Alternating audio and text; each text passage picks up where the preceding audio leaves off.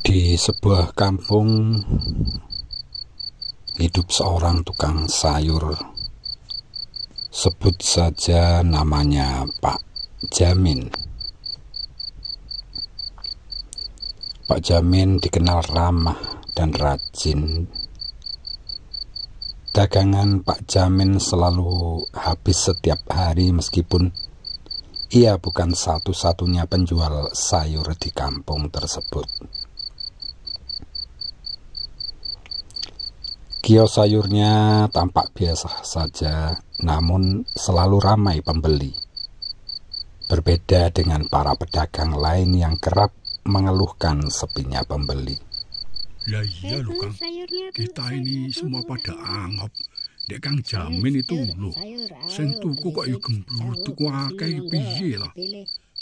Aduh, mbuh wis aku ora iso nalar lah iku. Aku dhewe yo ngelu. Suatu hari, Bu Katmi, salah satu pedagang sayur tetangganya, mulai merasa ada sesuatu yang aneh. Pak Jamin selalu membuka kios lebih awal dari siapapun dan sayurnya terlihat segar. Bahkan di saat cuaca sedang buruk sekalipun. Padahal tak ada yang tahu dari mana ia mendapatkan stok sayurnya. Terlebih lagi meskipun dagangannya laris, Pak Jamin jarang terlihat berbelanja bahan dagangan ke pasar.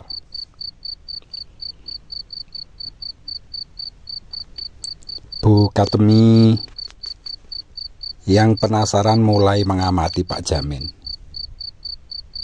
Ia mendengar desas-desus dari beberapa warga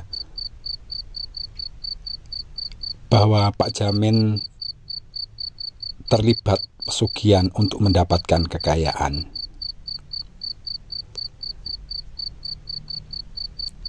Beberapa warga yang tinggal di dekat rumah Pak Jamin mengaku sering mendengar suara aneh di malam hari dari dalam rumahnya,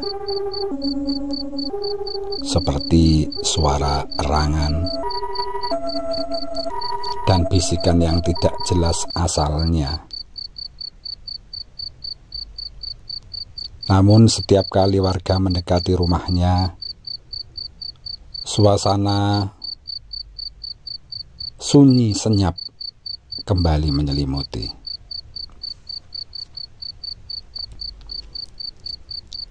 Kecurigaan semakin memuncak ketika Bu Katmi memergoki Pak Jamin keluar dari hutan kecil di belakang kampung pada tengah malam.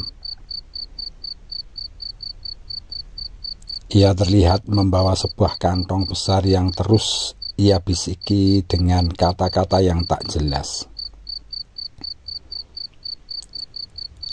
Sejak saat itu dagangan Pak Jamin semakin laris. Namun ada yang ganjil. Beberapa warga kampung yang sering berbelanja di kiosnya mulai jatuh sakit secara misterius. Mereka mengeluh mengalami mimpi buruk yang sama setiap malam, yaitu didatangi sosok menyeramkan yang menuntut nyawa mereka. Apa ya. Podo, aku yo winginane ponak aku yo nek aku mambengi lu ngipi wae. Jan kuarane karo ayo. Winginane yuti aku yo medeni ngono. Masih wati lati banter aku ngipi podo. Mosok kowe tok sing ngipi aku yo ngipi. Kowe lak yo to Kang, tapi winginane jere ono sing ayo saiki ayi lho. Kok kabeh padha ngipi ora enak. Lah iya Pak, aku jere pasti kaya Pak Ustaz. Tapi lek jiri tapi sama Marco ora kena Mbah Dukun sing ndak kono iku ngono santer-santer memedi lunga ae sing becik ya. Puncaknya terjadi ketika anak Bu Katmi, seorang bocah berusia kurang lebih 7 tahun, tiba-tiba menghilang. Warga kampung gempar dan mulai mencari keberadaan anak tersebut. Saat mencari di sekitar hutan tempat Pak Jamin sering terlihat. Mereka menemukan jejak langkah yang mengarah ke sebuah gubuk tua yang sudah lama tak digunakan. Di sana mereka menemukan benda-benda aneh, keris, sesajen, dan beberapa boneka jerami yang tergeletak dengan darah segar mengering di sekitarnya. Wah, iki wis jelas gen. Gen sing digawe orang genah iki. Deleng iki ngene geden pating kececer. Lah iki engko apa lek ngene. Ayo nang dilapor nang Pak Lurah. Ayo piye terus? Iki ono apa Pak Jaru? Bukatmi yang marah dan putus asa segera melaporkan temuannya kepada kepala desa. Bersama beberapa warga lainnya, mereka mendatangi rumah Pak Jamin. Ketika pintu rumahnya didobrak, mereka terkejut melihat isi rumahnya penuh dengan tumpuan uang. Namun baunya sangat anyir dan busuk. Sedang di sudut rumah, Pak Jamin duduk dengan mata melotot dan tersenyum aneh.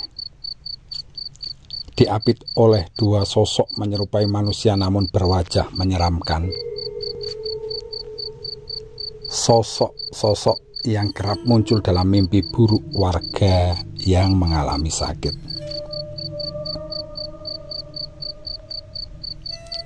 Ketika diselidiki, terungkap bahwa Pak Jamin memang menjalani pesugihan dengan bantuan makhluk gaib. Setiap kali ia ingin sukses dalam berdagang, ia harus memberikan tumbal berupa nyawa orang yang pernah berbelanja di kiosnya. Semakin banyak pembeli, semakin banyak tumbal yang harus diserahkan. Namun, di akhir cerita, sebelum warga berhasil menangkapnya, Pak Jamin menghilang secara misterius bersama dua sosok gaib itu. Akhirnya rumah dan kiosnya terbakar hebat di malam itu dan meninggalkan abu dan jejak misteri yang tak terpecahkan. Meskipun Pak Jamin telah lenyap, warga kampung terus dihantui oleh mimpi buruk dan suara-suara aneh yang terdengar dari arah hutan. Menandakan bahwa ikatan pesugihan tersebut mungkin belum sepenuhnya berakhir.